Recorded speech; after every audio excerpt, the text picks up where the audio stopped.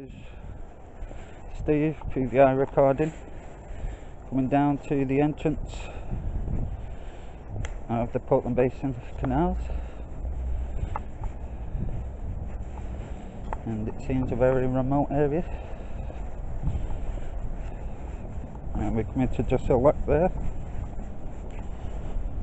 where the body was recovered just after this substation.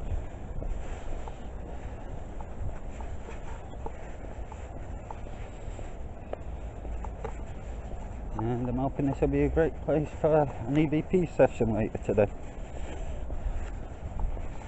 We shall be doing one there on the bridge, and as we turn up here on these steps, seeing a very nice place to be doing it.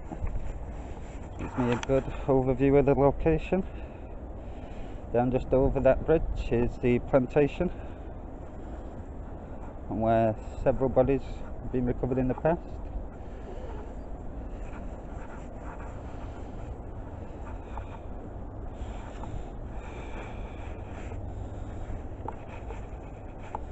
It definitely seems very quiet and isolated today. It's a dense woodland area, so as you carry on down there.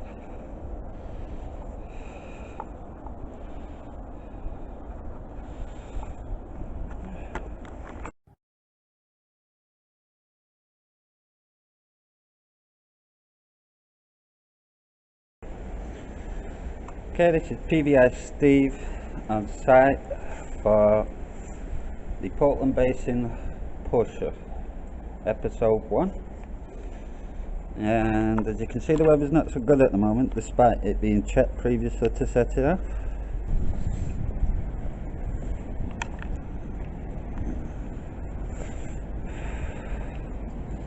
Although the body was later recovered downstream, not so sure this weather's going to hold up, so gives me some time to explain the situation of why we're investigating the Portland Basin canals. And over the last 7 years there's been 85 bodies in total dredged from these canals,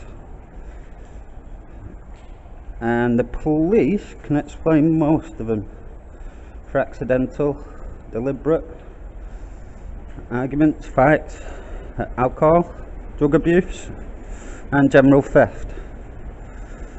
But there's 29 that they're now pointing at the serial killer known as the Pusher. Just down there where the woods are was a victim less than 2 years ago, recovered, female. And further upstream, the last body of the victim on January the 28th of 2016 was recovered, and it's known that this was the Pusher's location of attack. Due to this is where his mobile phone and wallet was found.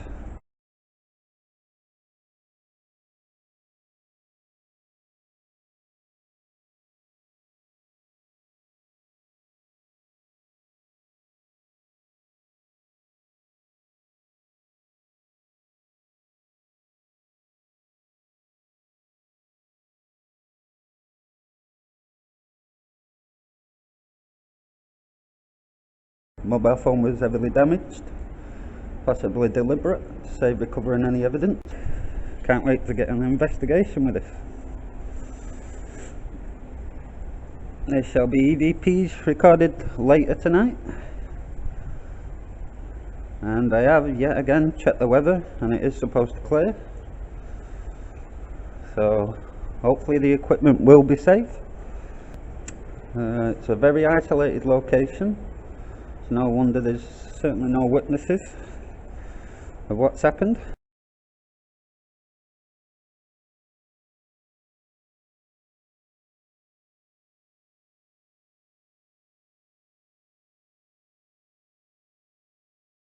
I'm not here to provoke him, only here to try and help, and if at all possible, He could maybe give us some message from beyond the grave that could probably help catch her, or at least give us all a description of what his killer looked like, how he moved, what he was wearing, what he used to attack him, how did he manage to keep him in the canal. Well, I know what you're thinking, 29 people that he's murdered, and you're telling me none of them could swim. That wasn't the case. As you get to this edge, as you can notice, this is a very deep canal. Now just peer over there. There's only about a foot, if that, of the rim for you to pull yourself up on. As these victims have run to the shore, on the other side's obviously a wall, so not much getting on that, and there's an embankment, so that'll be all marshy and swamp, and swimming over there in the freezing temperatures that we're used to, you certainly would be, your heart would be pounding. You'd have to be very lucky, or a regular swimmer or a regular fitness person, to content with them conditions late at night when the attacks were taking place. And overall, yes, the victims would swim to the side, and it's believed the pusher would be stepping on their fingers and stamping on them, so they'd end up sitting there to the point where he'd also be putting weight that is believed on their heads, forcing them back under the water. So PVI investigator Steve on his own for the time being, and we will be doing our first episode on this location.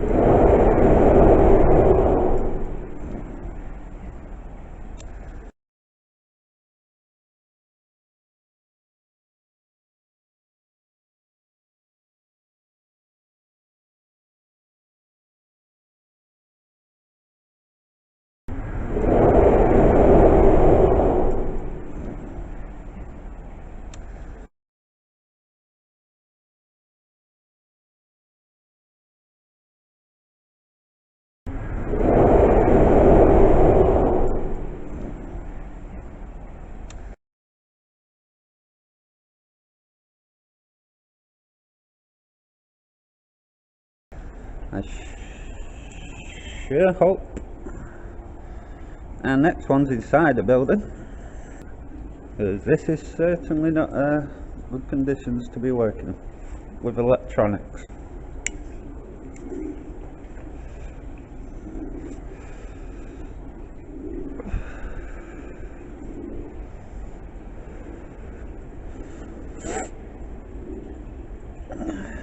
It's actually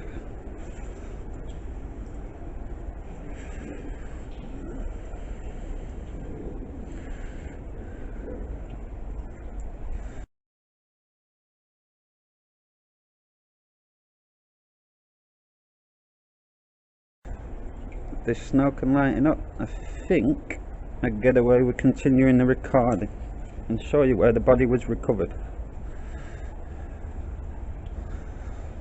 In fact, for the safety of the equipment, I'm going to cut the scene now, as I've done the explanation for why the investigation is taking place and what happened during the attacks and why there should be a spirit remaining, because most spirits only remain when they have unfinished business, which I can rest assured people attacked in this gruesome manner would certainly have. And there has been several reports from the homes local by when walking the dogs, which is what's appealed us to this location, of that there is these said entities, and they're unsure to even walk the dogs past a certain time at night, because if it's not an entity, it could and possibly still be the pusher in the location area. Okay, and this is where that first body was found, up on all these marshlands, and it's a very vast, big area. The woman we just said to be apparently walking a dog and never come back home.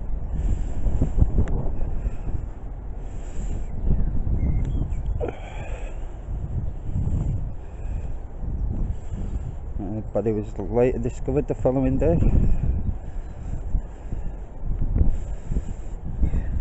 Right, just about down there. It's where the body appeared to have been disposed of.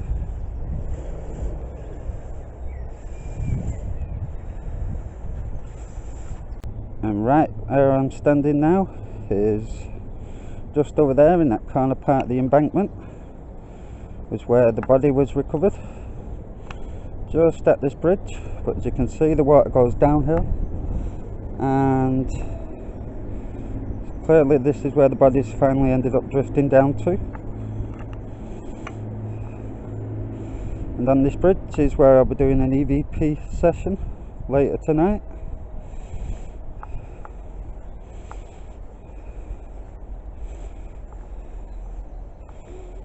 Seems to be a very remote and quiet location.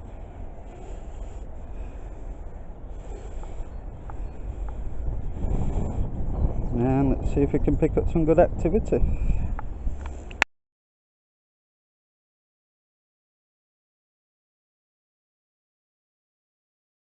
Okay, PVI Steve on location. The plantation down below would not let us record on their property.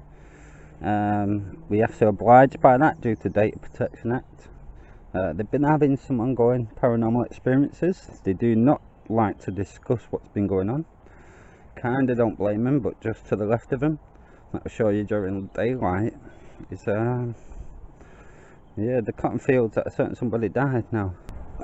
And here we have the ex-plantation field, which was used for cotton during the early 1900s and late 1800s, and it's clearly now been converted to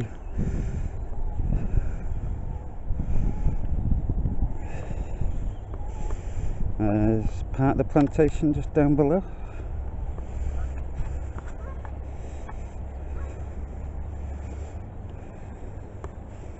And again, this is still the same stretch of canal from where our serial killer, the pusher, had been that night. Plantation building down there. I've spoken to someone down there about the paranormal activity from this area, as this is where Mary Moffat had died, working on the plantation fields.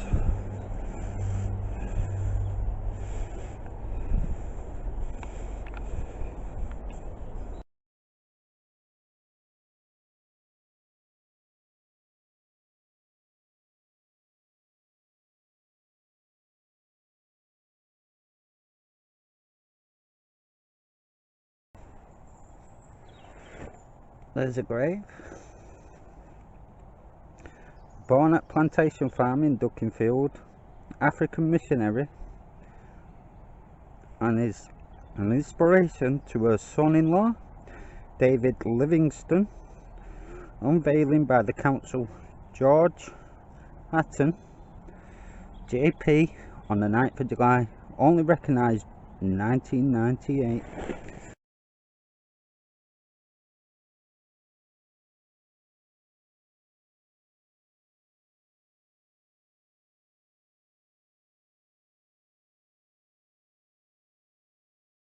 PVI seen Steve on site, and we're doing an EVP session at the moment. It's very, very dark. Okay,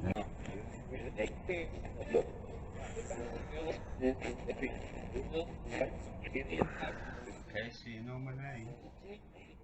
Can you tell me whether I'm a boy or a girl?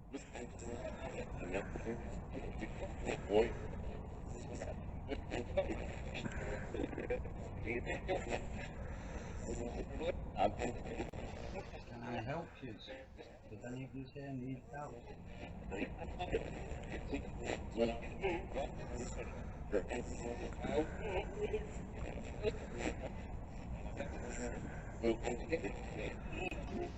What can I do to help you?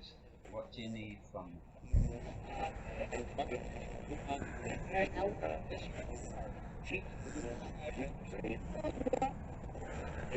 Why can't I help you? Let me try. Can you see me? Can you come and meet me?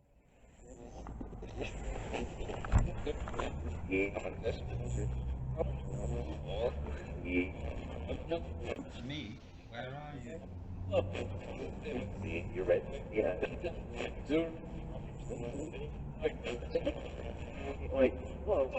Okay. Can you come to me? Can you come to me? What is your name? You know my name.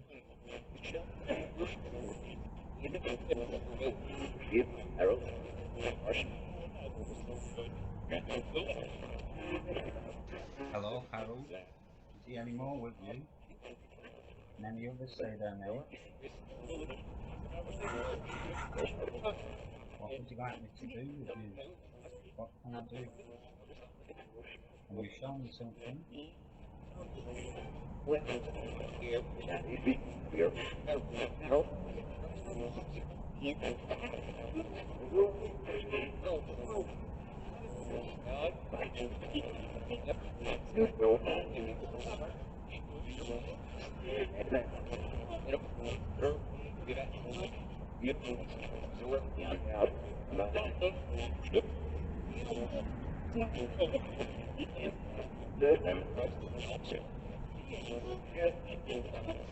Seems like you're doing a lot of arguing. There definitely seems to be more than one person here. How many people is here? How many spirits are with us?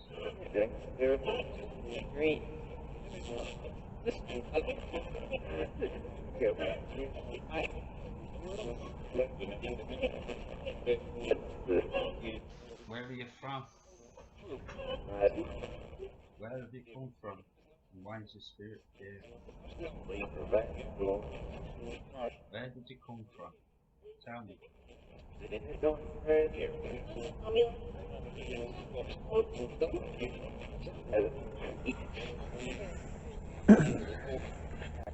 you're not from around here, can you tell me how many times have you visited this place? Can you tell me why you come? How many times have you been here? Do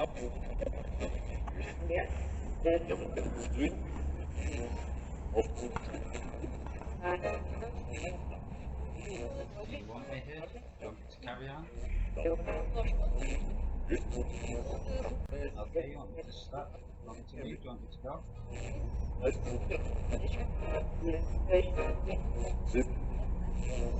Okay, you want me to go? I can go. You can leave.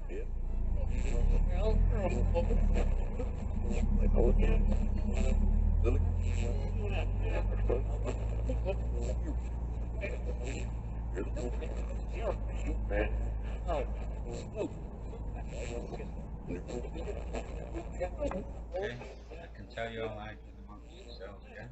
And the new location in the drawbridge where the body was found.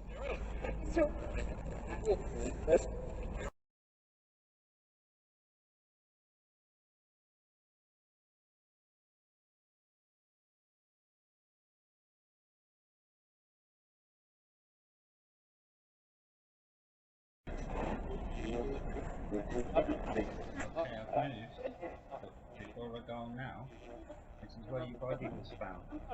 Can you tell us how you died? This is what I've come here for. How did you die? Can you tell me? Do you want to leave this place? But you need to go. How did you die, Dave?